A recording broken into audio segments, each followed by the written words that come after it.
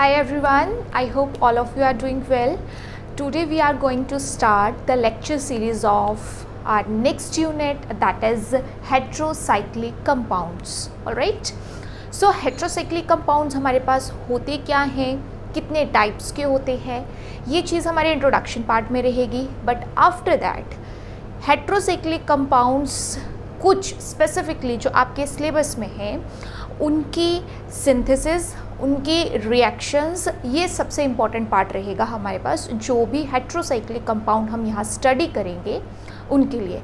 Because अगर इस topic से क्वेश्चन बनता है तो वो क्वेश्चन दो ही सबसे इम्पॉर्टेंट पार्ट्स होते हैं जिनसे रिलेटेड रहता है, या तो रिएक्टिविटी और रिएक्शन से रिलेटेड कि हमारे पास ये जो स्पेसिफिक रिएक्शन हो रही है इसमें इलेक्ट्रोफाइल या न्यूक्लियोफाइल जिस भी टाइप की रिएक्शन हम करवाने जा रहे हैं वो कौन सी पोजीशन पे जाके ऐड होगा या सब्स्टिट्यूट होगा, तो वो पोजीशंस हमें पता होना सबसे ज़्यादा ज़रूरी है. एक क्वेश्चन ये. और दूसरा टाइप जो यहाँ पे आपके पास सबसे ज़्यादा बनता है वो है सिंथेसिस से, कि डायरेक्ट कोई रिएक्शन होगी, आपको नॉलेज होना चाहिए कि हमारे पास इस हेटेरोसाइक्लिक कंपाउंड के सिंथेसिस की रिएक्शन है, देन कम्प्लीटली उसमें मैकेनिज्म में जाने की ज़रूरत नहीं पड़ती है, आप डायरेक्ट आंसर भी चूज़ कर सकते हो. अगर हाँ कुछ स्टेप्स में ज़रूरी है तो आप चेक भी कर सकते हो. ठीक है, तो ये दो टाइप या दो कैटेगरी इस टॉपिक में सबसे इम्पॉर्टेंट रहती है क्वेश्चंस के लिए, तो हम उसी डायरेक्शन में काम करेंगे.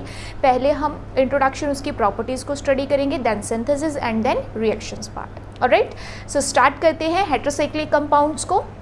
सबसे पहले तो मैं हेटेरोसाइक्लिक कंपाउंड्स नाम क्यों रखा गया इसके बारे में थोड़ा सा डिस्कस करना चाहती हूँ. देखो, हेटेरोसाइक्लिक दो वर्ड्स है, हेटेरो एंड साइक्लिक.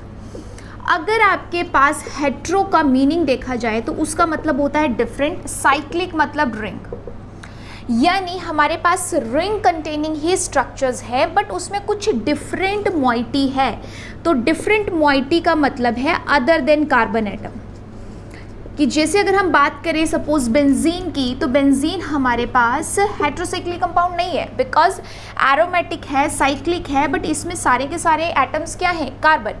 बट अगर इसी में मैं एक कार्बन को हटा के नाइट्रोजन रख दूं तो ये मेरे पास क्या बन जाता है, पिरिडीन. क्या बन जाता है, pyridine. And pyridine is known as an example of heterocyclic compound. तो पिरिडीन को हेटेरोसाइक्लिक कंपाउंड कहा जाता है. क्यों? क्योंकि इसमें अब कार्बन के अलावा नाइट्रोजन आ चुका है और साइकिल की रिंग में है, तो इसे हेटेरोसाइक्लिक हम कह सकते हैं.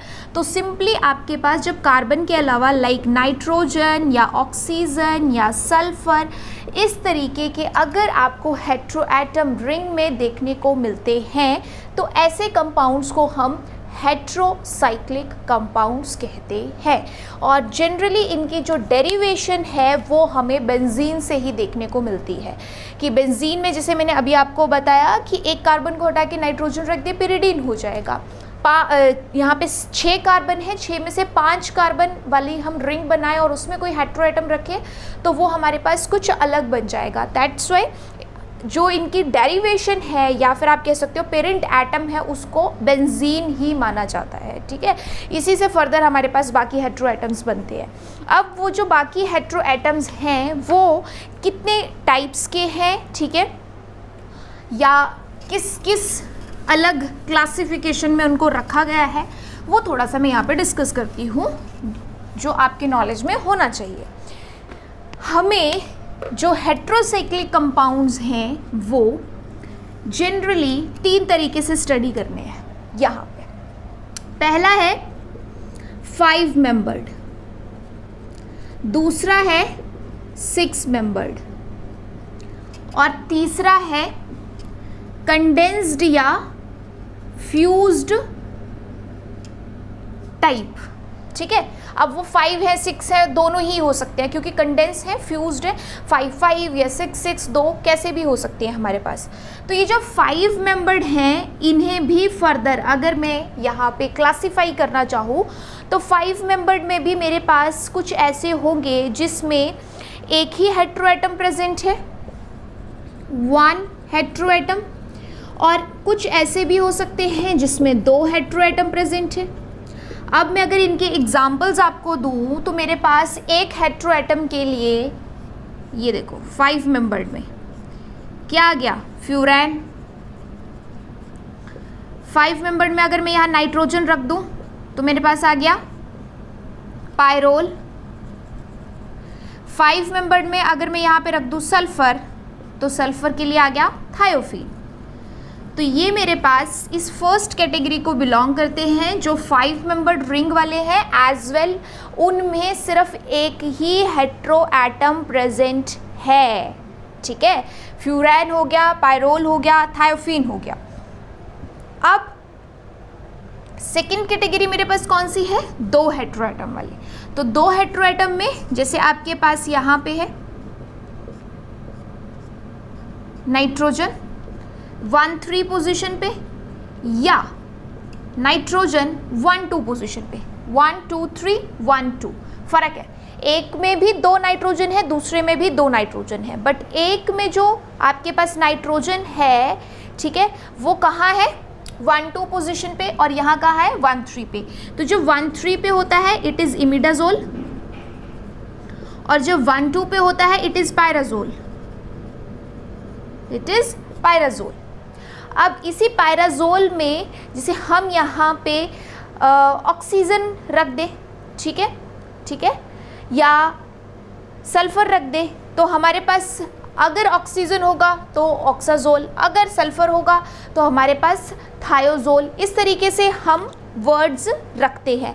यानी जैसे आपके पास इमिडाजोल कब कहा हमने, जब आपके पास नाइट्रोजन 1-3 पोजीशन पे थे। ठीक है, अब अगर ऐसे ही मैं एक नाइट्रोजन को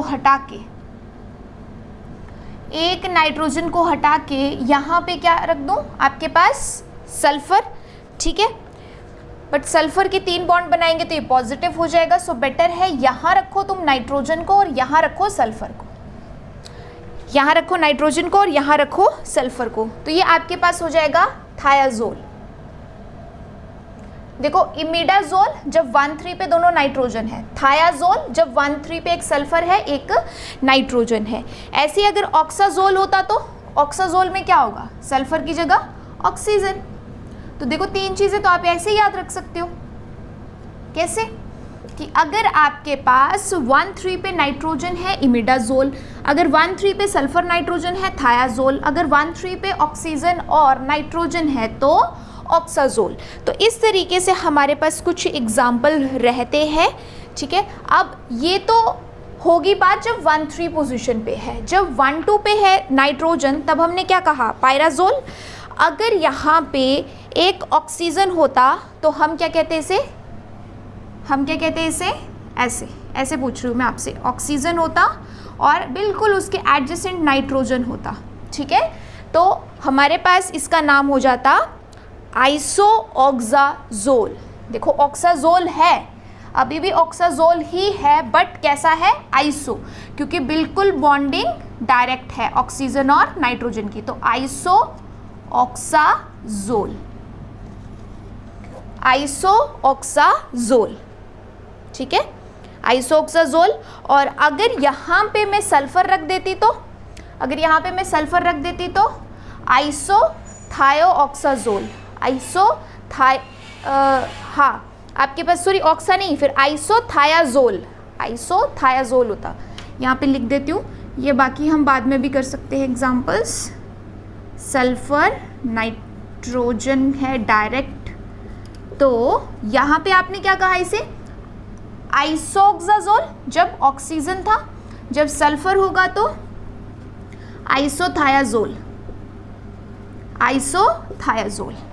ठीक है, तो इस तरीके से ये कुछ एग्जाम्पल्स हैं आपके पास। जब 1-3 पोजीशन पे है तो इमिडाजोल, थायाजोल, ऑक्साजोल, 1-2 पोजीशन पे है तो पायराजोल, आइसोऑक्साजोल या आइसोथायाजोल। थाया वर्ड यूज किया जाता है सल्फर के लिए, ऑक्सा ऑक्सीजन के लिए।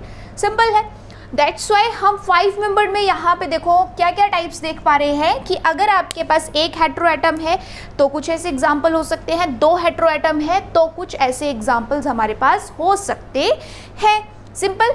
अब अगर हम करें बात 6 मेंबर्ड की, ठीक है, 6 मेंबर्ड की, तो मैं पहले इन सबको यहाँ से इरेज कर देती हूँ। ठीक है, ताकि 6 मेंबर्ड की एग्जांपल्स हम अच्छे से ड्रॉ कर सकें। फर्स्ट हो गया 5 मेंबर्ड वाला, क्लियर ना। अब हमारे पास ऐसे भी हेट्रोसाइक्लिक कंपाउंड्स होते हैं जो कैसे होते हैं 6 मेंबर्ड। तो 6 मेंबर्ड में भी हम सेम वैसे ही बात करेंगे कि हमारे पास 1 हेट्रोएटम है या फिर 2 हेट्रोएटम है। 1 हेट्रोएटम है या 2 हेट्रोएटम है। अगर हमने बात करी अभी 6 मेंबर जहाँ पे एक नाइट्रोजन होता है तो उसे हमने क्या कहा था, पिरिडी। अगर हमारे पास ऐसे ही 6 मेंबर्ड है और ऑक्सीजन प्रेजेंट है बट ऑक्सीजन के 3 बॉन्ड हमने बनाए हैं तो ऑक्सीजन पे क्या आएगा, पॉजिटिव चार्ज, तो इसको कहते हैं पायरिलियम आयन। ठीक है, आयन वर्ड मर्जी है लिखना है नहीं लिखना है, बट पायरिलियम कहेंगे जब ऑक्सीजन साथ में रहेगा। ठीक है, तो ये तो हो गए कुछ एग्जांपल्स हमारे पास 1 हेट्रोएटम की। अगर मैं 2 हेट्रोएटम की बात करूं, ठीक है, तो आपके पास नाइट्रोजन एटम या तो 1-2 पोजीशन पे हो सकता है 6 मेंबर्ड में, या फिर 1-3 पोजीशन पे हो सकता है, या फिर 1-4 पोजीशन पे हो सकता है। ठीक है, बन सकते हैं ना ऐसे 2 हेट्रोएटम्स के साथ। तो जब 1-2 पोजीशन पे है तब आपके पास है इसका नाम पायरिडाजीन, पिरिडाजीन है ना, पिरिडीन से कह सकते हो पिरिडाजीन। जब आपके पास है 1-3 पे तब आप इसे कहते हो पिरिमिडीन, और जब आपके पास है 1-4 पे तब आप इसे कहते हो पायराजीन, तब आप इसे कहते हो पायराजीन। ठीक है, तो पिरिडाजीन, पिरिमिडीन एंड पायराजीन, ये नाम सिर्फ और सिर्फ किस चीज़ पे चेंज हो पा रहे हैं, पोजीशन पे। 1-2 है, 1-3 है या 1-4 है।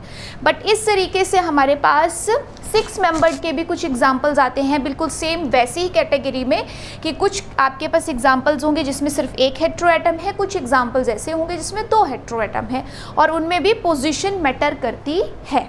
ठीक है, अब इसके बाद अगर मैं बात करूँ यहाँ पे लास्ट टाइप की, तो वो लास्ट टाइप है कंडेंस्ड या फिर फ्यूज्ड एरोमेटिक कंपाउंड्स। कह सकते हो एरोमेटिक वर्ड, बिकॉज अभी तक जो हम पढ़ रहे हैं उन सब में तो हम एरोमेटिक वालों को ही डिस्कस कर रहे हैं। ओके, जो नेक्स्ट हमारे पास टाइप है विच इज कंडेंस्ड और fused type, fused heterocyclic compound type.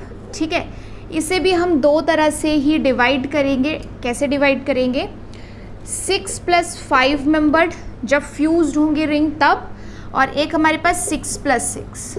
तो इनमें देखा क्या गया है कि इनमें एक रिंग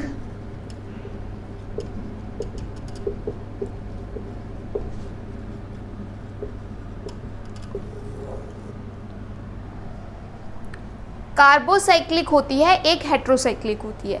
ये टर्म्स मैं आपको पहले भी बता चुकी हूँ। क्या मतलब होता है कार्बोसाइक्लिक का, मतलब कि ऐसी रिंग जिसमें सारे कार्बन एटम्स हैं।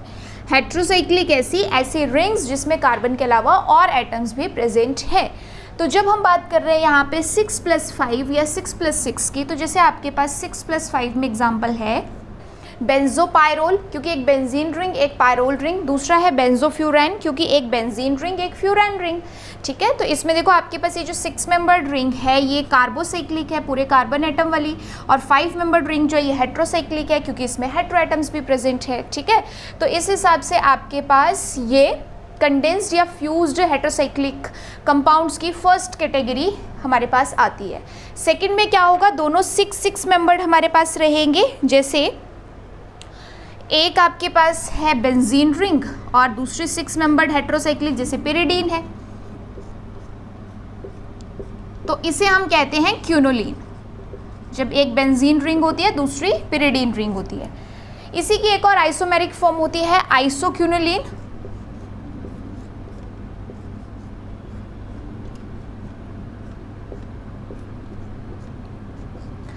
उसमें सिर्फ डिफरेंस हमारे पास किस चीज़ में आता है, नाइट्रोजन की पोजीशन में, ठीक है।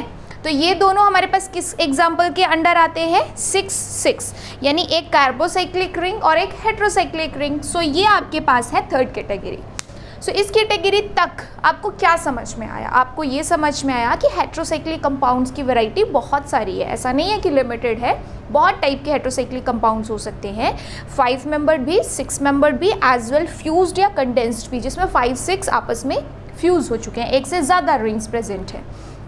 5 मेंबर्ड में भी फर्दर टाइप्स की बात करें तो एक हेट्रोएटम के साथ भी है, 2 हेट्रोएटम के साथ भी हैं। अब वो 2 हेट्रोएटम किस पोजीशन पे हैं आपस में, 1-2 है, 1-3 है, उस बेसिस पे भी अलग अलग हेट्रोएटम्स हैं, अलग अलग हेट्रोसाइक्लिक कंपाउंड्स हैं। देन 6 मेंबर्ड में भी आपके पास सेम वैसे ही कि एक हेट्रोएटम है तब क्या, 2 हेट्रोएटम है तब क्या, और 2 हेट्रोएटम आपस में किस रिलेशन में है, 1-2, 1-3, 1-4 तब क्या, ठीक है। एज वेल कंडेंस्ड का आपको सामने पता ही चल रहा है, इसको भी फर्दर 2 क्लासेस में डिवाइड किया कि जब एक कार्बोसाइक्लिक रिंग 6 मेंबर्ड है और हेट्रो वाली हमारे पास 5 मेंबर्ड है, 6 + 5, और एक 6 + 6 एक कार्बोसाइक्लिक रिंग जो है वो भी 6 मेंबर्ड, एज वेल जो हेट्रो है वो भी 6 membered. So these are the types of heterocyclic compounds basically जो इस तरह से क्लासीफाई अलग अलग की गई है, ठीक है। इससे पहले कि मैं जो हेट्रोसाइक्लिक कंपाउंड्स हैं हमारे सिलेबस में जो हम स्टडी करने वाले हैं उनको स्टार्ट करूं, उससे पहले 1-2 पॉइंट्स ऐसे हैं प्रॉपर्टी से रिलेटेड जो मैं डिस्कस करना चाहती हूं। और वो पॉइंट्स क्या हैं कि जैसे आपके पास है एक 5 मेंबर्ड रिंग, ठीक है, और एक है आपके पास 6 मेंबर्ड रिंग, तो इन दोनों रिंग्स को हम इनकी इलेक्ट्रॉन डेंसिटी के बेसिस पे पाई इलेक्ट्रॉन रिच या pi electron deficient ring comparatively कह सकते हैं, ठीक है, कि इसमें एक्सेस में इलेक्ट्रॉन डेंसिटी देखने को मिलती है, इसमें जो है हमें उतनी एक्सेस में देखने को नहीं मिलती है, ठीक है। आप लेस एक्सेस की जगह है deficient is okay, deficient word he use कर सकते हैं। अब देखो इसके पीछे रीज़न क्या है। एक्चुअली ये जो आपके पास पॉइंट है ये रिएक्टिविटी वाले केसेस में बहुत इंपॉर्टेंट होता है। तो इसके पीछे हमारे पास पॉइंट ये है कि जब यहाँ कोई एक हेट्रोएटम प्रेजेंट होता है जिसके पास लोन पेयर रहते हैं, तो वो अपने लोन पेयर ऐसे रिंग में डोनेट करता है। सो टोटल अगर मैं देखूँ तो पूरे रिंग में कितने इलेक्ट्रॉन्स हैं, टोटल इलेक्ट्रॉन्स कितने हैं 6, और टोटल एटम्स कितने हैं जिनमें वो इलेक्ट्रॉन्स डिवाइड होंगे, हमारे पास 6 पाई इलेक्ट्रॉन्स है ना, 6 पाई इलेक्ट्रॉन्स, और टोटल एटम कितने हैं जिनमें वो डिवाइड होगा 6/5। तो जो हमारे पास रेशो है किस चीज़ की, इलेक्ट्रॉन डेंसिटी की, कि हर एटम के पास, हर सिंगल एटम के पास कितनी इलेक्ट्रॉन डेंसिटी प्रेजेंट रहेगी, तो वो आपके पास आएगा 6/5, यानी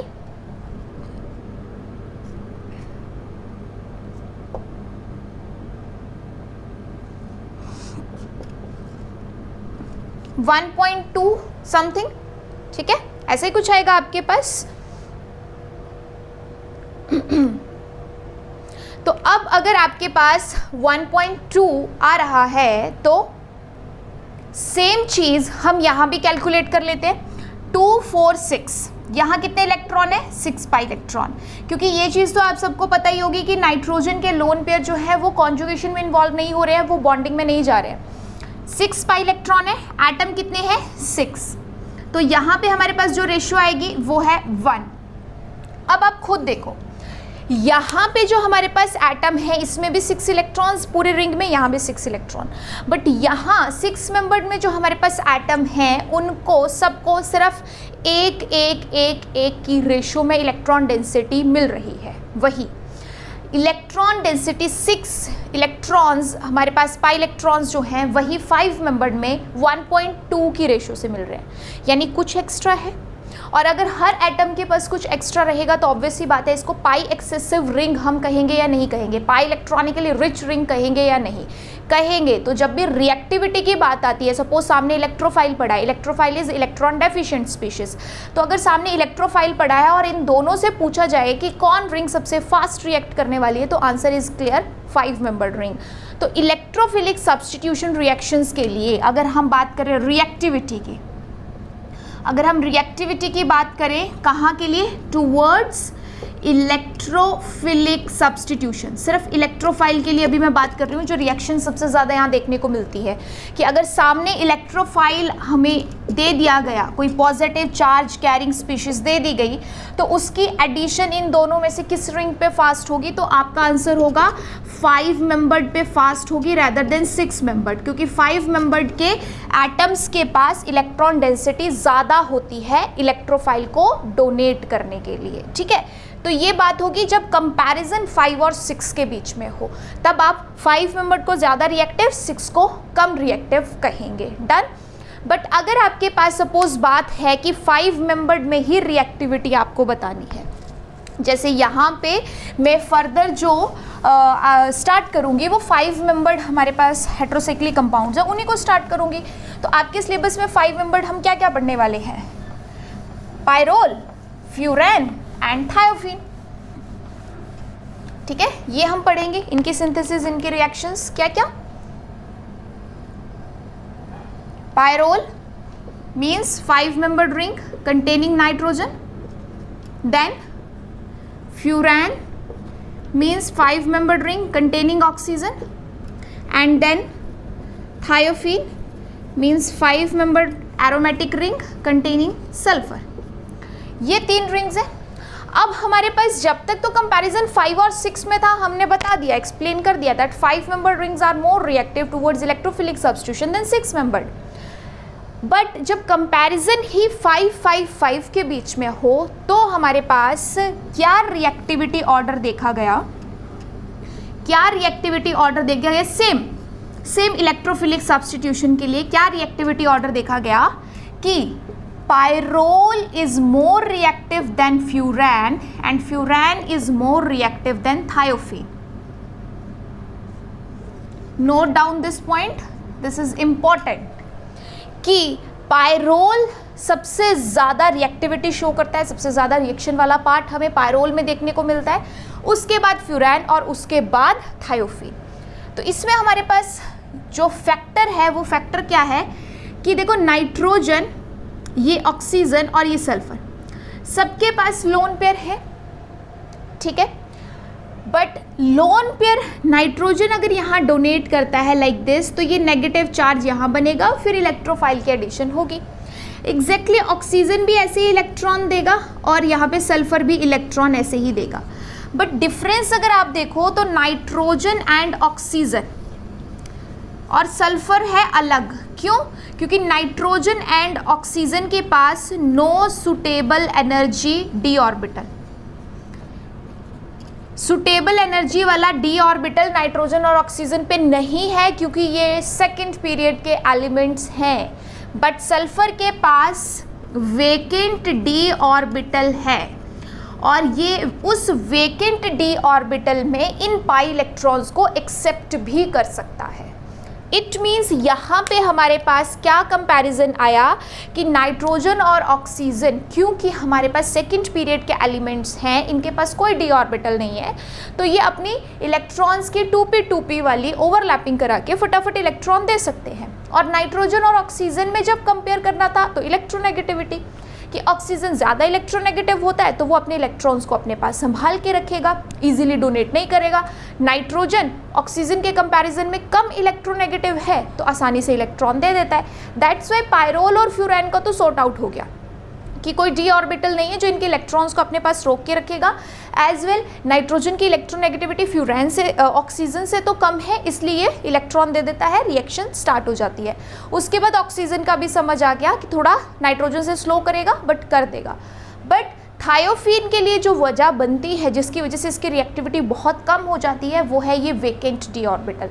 माना कि सल्फर अपनी लेस इलेक्ट्रोनेगेटिविटी की वजह से इलेक्ट्रॉन डोनेट कर सकता है, बट 3p और 2p की ओवरलैपिंग उतनी अच्छी नहीं होगी। इलेक्ट्रॉन जब ये देगा तो पहली बात 3p और 2p की ओवरलैपिंग उतनी अच्छी नहीं होगी।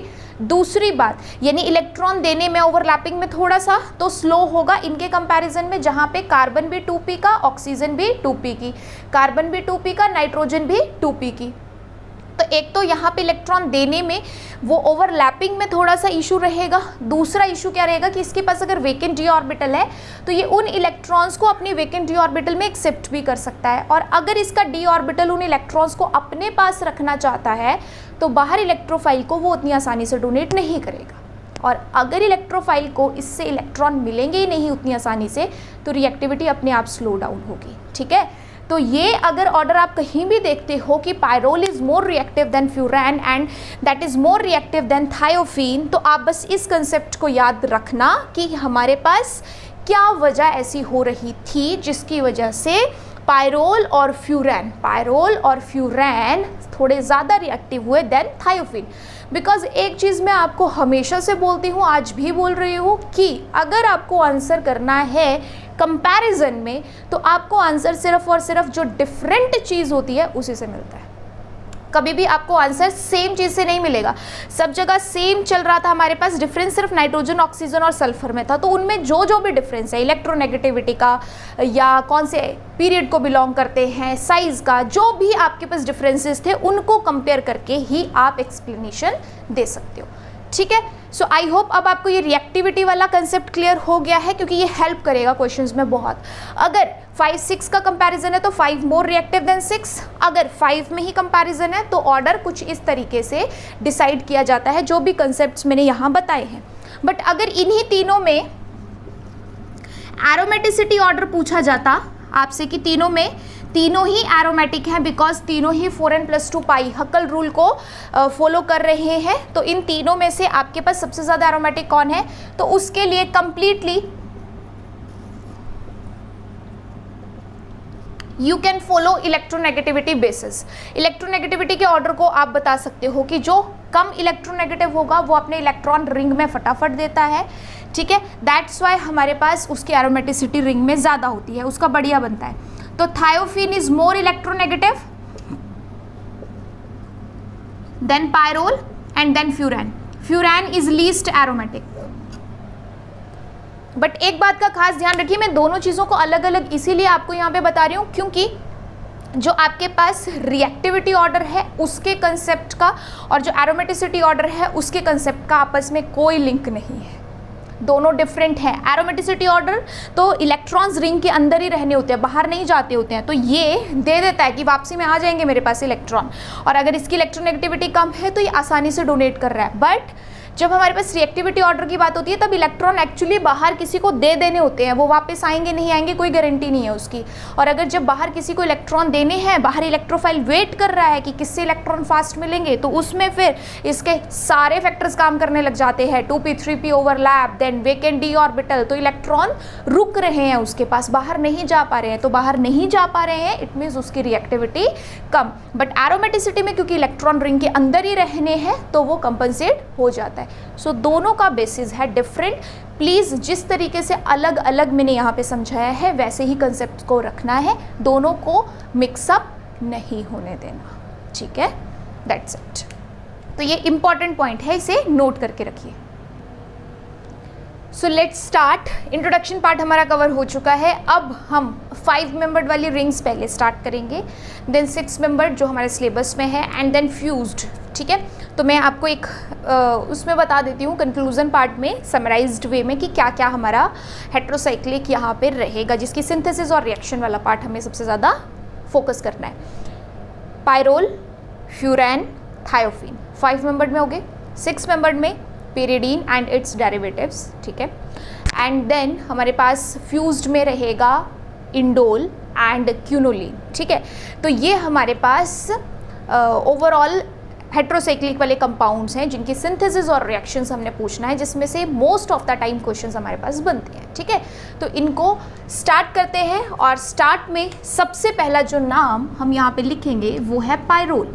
बिकॉज अभी आपको बताया कि 5 मेंबर्ड रिंग में हमें सबसे ज़्यादा रिएक्शन या रिएक्टिविटी अगर देखने को मिलती है तो वो किसकी है, पायरोल की। अब पायरोल आपके पास कुछ इस तरीके से लिखा जाता है, ठीक है, जिसमें अगर हम एरोमेटिसिटी की बात करें तो नाइट्रोजन का लोन पेयर भी रिंग में इन्वॉल्व होता है, और अगर नाइट्रोजन का लोन पेयर भी रिंग में इन्वॉल्व हो रहा है, इट मीन्स टोटल इलेक्ट्रॉन्स हमारे पास कितने बन रहे हैं, 6, ठीक है। तो 6 इलेक्ट्रॉन्स हैं और सिस्टम है एरोमेटिक। एज वेल अगर मैं बात करूं इसके रेजोनेटिंग स्ट्रक्चर्स की, तो जैसे ही यहाँ पे नाइट्रोजन ने अपने इलेक्ट्रॉन दिए, हमारे पास नेगेटिव चार्ज कहाँ बनेगा, इस पोजीशन पे। वो फर्दर दिया तो हमारे पास नेगेटिव चार्ज कहाँ बनेगा, इस पोजीशन पे, ठीक है।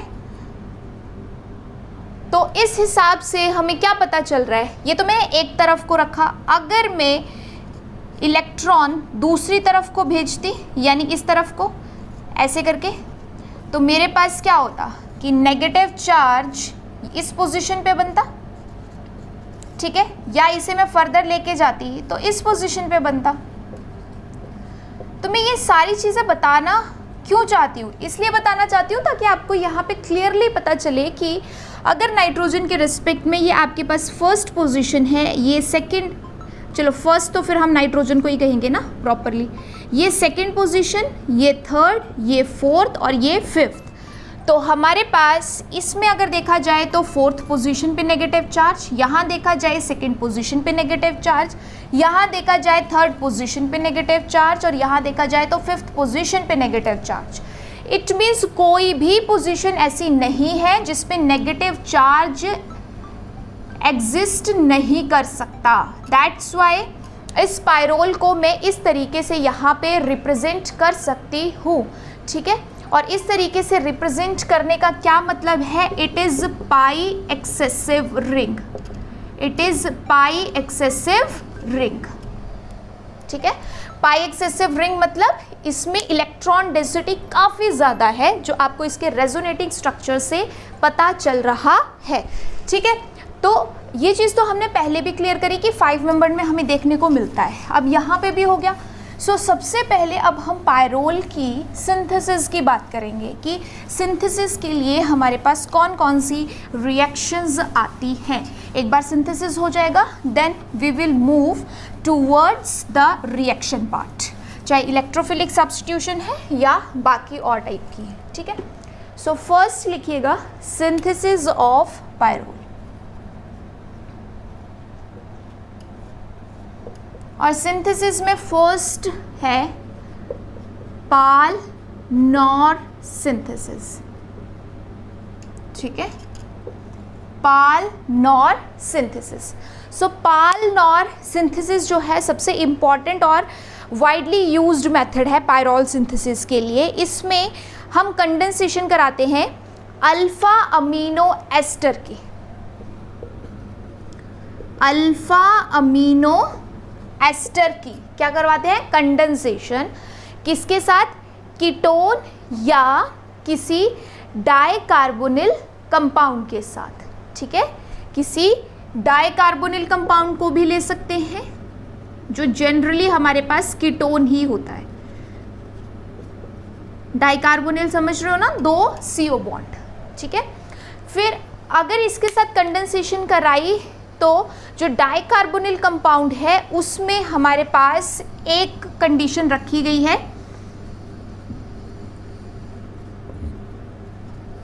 कि एक्टिवेटेड मिथिलिन ग्रुप होना चाहिए, एक्टिवेटेड मिथिलिन ग्रुप होना चाहिए। तो ऑब्वियस सी बात है, डाइकार्बोनिल कंपाउंड अगर दोनों तरफ कार्बोनिल रहेगा तो उसके बीच जो CH2 वाला पार्ट है एक्टिवेटेड तो होगा, ठीक है। तो ये हमारे पास कंडीशन है रिएक्टेंट में, और किसकी प्रेजेंस में, एसिटिक एसिड की प्रेजेंस में, एसिटिक एसिड की प्रेजेंस में ये रिएक्शन करवाते हैं और हमें डेरिवेटिव या डेरिवेटाइज्ड पायरोल मिलता है। अब मैं ये डेरिवेटाइज्ड वर्ड क्यों लिख रही हूँ, या आप कह सकते हो डेरिवेटाइज्ड की जगह सब्स्टिट्यूटेड, सब्स्टिट्यूटेड। सब्स्टिट्यूटेड पायरोल मतलब सिंपल पायरोल नहीं मिलेगा, बिकॉज हमने जो यहाँ पे डाइकार्बोनिल कंपाउंड लिया है या अल्फा अमीनो एस्टर लिया है तो उसमें हमारे पास कुछ ना कुछ आर ग्रुप्स हो सकते हैं, तो वो आर ग्रुप्स इस रिंग के ऊपर भी हमें मिलेंगे। दैट्स वाई मैंने सब्स्टिट्यूटेड पायरोल लिखा है। ऐसा नहीं कि सब जगह आपको हाइड्रोजन ही मिलेगा। So that's up to your requirement कि आपको कैसा चाहिए, आप वैसे ही आर ग्रुप्स यहाँ ले लो। अगर सिंपल चाहिए तो सिंपल से स्टार्ट करवा दो। बट यहाँ पे जो कंडीशंस हैं पाल नॉर सिंथेसिस की वो सिर्फ इतनी है, that alpha amino ester then dicarbonyl compound. Dicarbonyl compound ऐसा कि जिसमें एक्टिवेटेड मिथिलिन ग्रुप ज़रूर हो, क्योंकि उससे ही रिएक्शन के मैकेनिज्म का लिंक है एसिटिक एसिड की प्रेजेंस में। एंड प्रोडक्ट क्या बनेगा, सब्स्टिट्यूटेड पायरोल। ठीक है, तो मैकेनिज्म करते हैं इसका हम। देखो मैकेनिज्म हमारे पास सिंपल ही है, कोई बहुत ज़्यादा डिफ़िकल्ट नहीं है। क्या बात करी हमने, अल्फ़ा अमीनो एस्टर की। ठीक है,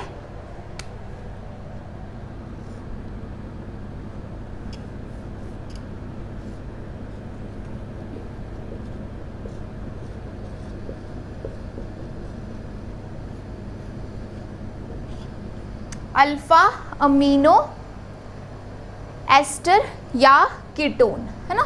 तो यहाँ पे आप आर ग्रुप रख सकते हो कुछ भी। सपोज मैंने यहाँ पे रख दिया CH3, अल्फ़ा अमीनो एस्टर और कीटोन। ठीक है, तो हमने यहाँ पे क्या लिया है, अल्फ़ा अमीनो कीटोन।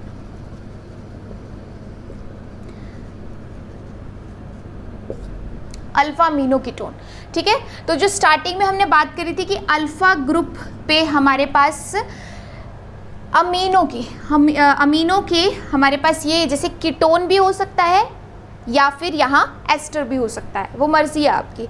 हमें कार्बोनिल चाहिए, ठीक है, बट अल्फ़ा पोजीशन पे अमीनो ग्रुप ज़रूर है, अल्फ़ा अमीनो कीटोन और एस्टर, ये है रिक्वायरमेंट फर्स्ट। सेकेंड हमें क्या कहा गया है, कोई भी डाइकार्बोनिल कंपाउंड। तो जैसे मैंने कहा था कि हम इसमें कीटोन भी ले सकते हैं एज वेल हम एस्टर वाला पार्ट भी ले सकते हैं, क्योंकि हमें डाइकार्बोनिल चाहिए। अब डाइकार्बोनिल तो हमें यहाँ पे मिल गया, बट इन दोनों कार्बोनिल के बीच के जो ये हाइड्रोजन है दे आर एक्टिवेटेड मिथिलिन, है ना। एक्टिवेटेड मिथिलिन क्यों है, क्योंकि दोनों तरफ अगर इलेक्ट्रॉन विड्रॉइंग ग्रुप्स रहते हैं तो इनकी एक्टिवेशन काफ़ी ज़्यादा होती है। सो नेक्स्ट स्टेप अब हमें क्या करना है, नेक्स्ट स्टेप हमें यहाँ पे सिंपली जो न्यूक्लियोफिलिक पार्ट है उसका इलेक्ट्रोफिलिक पार्ट पे कराना है अटैक। और आपने ये चीज़ पढ़ी है कि जब कार्बन डबल बॉन्ड O को नाइट्रोजन कंटेनिंग किसी भी ग्रुप के साथ हम रिएक्ट करवाते हैं तो with the removal of water this carbon double bond O will convert into carbon double bond N.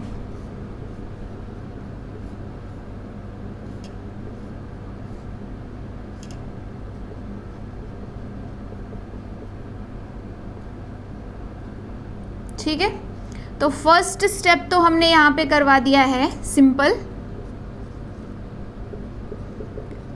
कि नाइट्रोजन का अटैक कराया, ये OH बना, फिर इससे प्रोटॉन लेके OH2 बना, फिर दोबारा उसने अपने लोन पेयर से उस वाटर को रिमूव किया और खुद कन्वर्ट हो गया कार्बन डबल बॉन्ड N में। अब इसके बाद हम कराएंगे टोटोमेरिज्म। टोटोमेरिज्म हम यहाँ पे क्यों कराएंगे, ताकि हम इस नाइट्रोजन के लोन पेयर को फिर से फ्री कर सके। तो हमारे पास यहाँ पे है ना हाइड्रोजन, तो नेक्स्ट स्टेप क्या होगा, टोटोमेरिज्म। दैट्स वाई हमने कहा था कि एक्टिवेटेड मिथिलिन हो, हमें हाइड्रोजन मिले।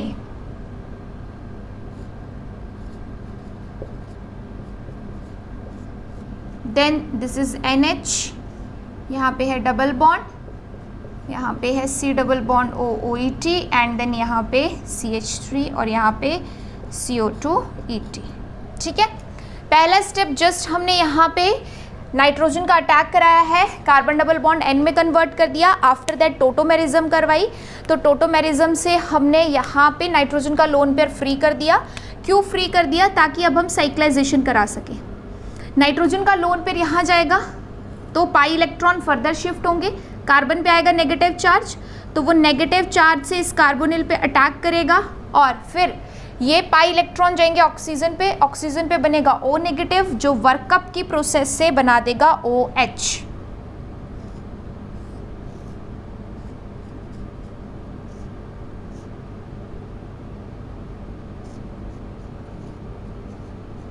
जिसे ये ड्रॉ करने में दिक्कत आए वो नंबरिंग सिस्टम फॉलो कर सकता है।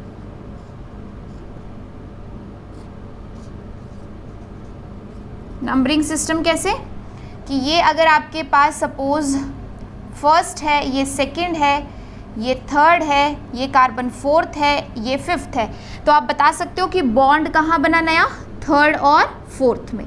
ये फिफ्थ पे एस्टर था, इसके पास यहाँ पे हाइड्रोजन था, तो इस पे आ जाएगा पॉजिटिव चार्ज, और ये है सेकंड पोजीशन। ठीक है, तो नंबरिंग सिस्टम से गलत नहीं होता क्वेश्चन कभी भी। हो गया। अब बस जस्ट आपको यहाँ पे जो भी एक्स्ट्रा पार्ट है उसे रिमूव करना है, टोटोमेरिज्म की ज़रूरत है तो वो करानी है। और क्योंकि आपको क्या नज़र आ रहा है कि साइक्लाइज्ड प्रोडक्ट विद नाइट्रोजन तो बन चुका है, अब सिर्फ बॉन्ड वगैरह ही हमें यहाँ पे करेक्टली करने हैं। तो पहली चीज़ तो होगी आपकी इस फिफ्थ पोजीशन से E1 एलिमिनेशन। ठीक है, जैसे एल्डोल कंडेंसेशन में होती है, ये हाइड्रोजन अपने इलेक्ट्रॉन यहाँ देगा और OH यहाँ से बाहर जाएगा, तो वाटर रिमूव हो गया, एक डबल बॉन्ड यहाँ बन गया, दूसरे डबल बॉन्ड की ज़रूरत यहाँ है, तो वहाँ पे भी हमारे पास सिंपल E1 एलिमिनेशन होगी। ये हाइड्रोजन अपने इलेक्ट्रॉन यहाँ देगा तो डबल बॉन्ड बनेगा, फिर ये डबल बॉन्ड अपने इलेक्ट्रॉन फर्दर शिफ्ट करेगा तो नाइट्रोजन का पॉजिटिव चार्ज हो जाएगा न्यूट्रलाइज। तो दोनों तरफ हम करवाएंगे क्या, E1 एलिमिनेशन, हाइड्रोजन का रिमूवल। तो यहाँ पे CH3, यहाँ पे CO2 ET, यहाँ पे NH और यहाँ पे CH3। सो इस तरीके से आपके पास मैंने कहा था कि सब्स्टिट्यूटेड पायरोल मिलती है। सब्स्टिट्यूटेड क्यों? क्योंकि हमने स्टार्टिंग में ही यहाँ पे एस्टर, कीटोन, डाइकार्बोनिल इस तरीके के R ग्रुप्स रखे हुए हैं, और जब इस तरीके के ग्रुप्स हमारे पास रहेंगे तो ऑब्वियस सी बात है कि जब सब्स्टिट्यूशन प्रेजेंट है स्टार्टिंग से तो उसे तो हम रिमूव नहीं कर सकते, तो वो लास्ट में रिंग में रहेंगे। But this is the most widely used और the famous synthesis reaction for pyrrole, जिसमें आप अल्फा अमीनो एस्टर या कीटोन प्रेफर करते हैं स्टार्टिंग में, then dicarbonyl compound. Acetic acid की प्रेजेंस में वाटर रिमूव होता है, नाइट्रोजन का अटैक होता है कार्बोनिल पे, कंडेंस होते हैं ये। जैसे हमारे पास कंडेंस होके नाइट्रोजन बॉन्ड बना देता है, देन टोटोमेरिज्म होता है। टोटोमेरिज्म के बाद जो बॉन्ड बन के आया उसे हम दोबारा यहाँ पे अटैक के लिए यूज़ करते हैं थ्रू नाइट्रोजन लोन पेयर। जैसे अटैक होता है, अब हमें साइक्लाइज्ड प्रोडक्ट मिल चुका है। सिर्फ इस साइक्लाइज्ड प्रोडक्ट में हमें बॉन्ड्स जो एरोमेटिक सिस्टम है उसको अरेंज करने की ज़रूरत है। तो एक तरफ जैसे एल्डोल कंडेंसेशन में E1 एलिमिनेशन होती है, वाटर रिमूव होता है, वैसे ही हमने यहाँ पे एल्डोल में तो हम लास्ट जो है वो E1CV मैकेनिज्म यूज़ करते हैं, ठीक है, कॉन्जुगेट बेस वाला। तो वैसे ही आपके पास यहाँ पे जो ये हाइड्रोजन है इसे रिमूव करके इलेक्ट्रॉन देके फर्दर OH जाएगा, क्योंकि OH is bad leaving group, OH को जाना है तो वाटर या किसी गुड लिविंग ग्रुप की फॉर्म में जाएगा। सो यहाँ पे हमारे पास E1CV टाइप का मैकेनिज्म, और यहाँ पे कार्बोकैटाइन या फिर पॉजिटिव चार्ज को न्यूट्रलाइज करने के लिए जब हाइड्रोजन जा रहा है तो E1 टाइप मैकेनिज्म, मतलब दोनों तरफ से एलिमिनेशन होगी और सिस्टम आपका एरोमेटिक भी हो जाएगा और स्टेबलाइज भी हो जाएगा। ठीक है, so this is the first synthesis of pyrrole. Now second जो है वो आपके पास है यहाँ पे सेम इसी तरीके की सिंथेसिस। ऑल राइट, जस्ट एक करेक्शन की ज़रूरत है, और वो करेक्शन ये है कि इस सिंथेसिस का नाम जस्ट नॉर सिंथेसिस था। Sorry for the mistake. ठीक है, इस सिंथेसिस का नाम सिर्फ नॉर सिंथेसिस है, जो दूसरी हम पढ़ने वाले हैं उसका नाम पाल नॉर सिंथेसिस है।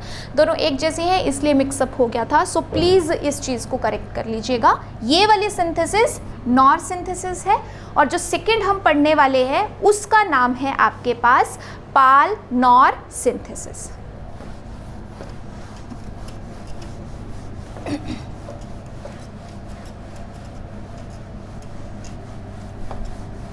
ठीक है, हेडिंग दे दीजिए पाल नॉर सिंथेसिस।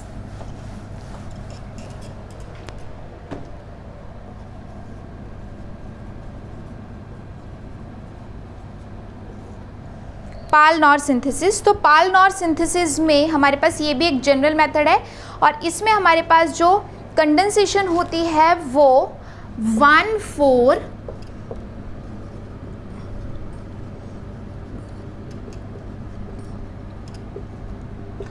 डाइकीटोन की अमोनिया या फिर प्राइमरी अमीन के साथ होती है।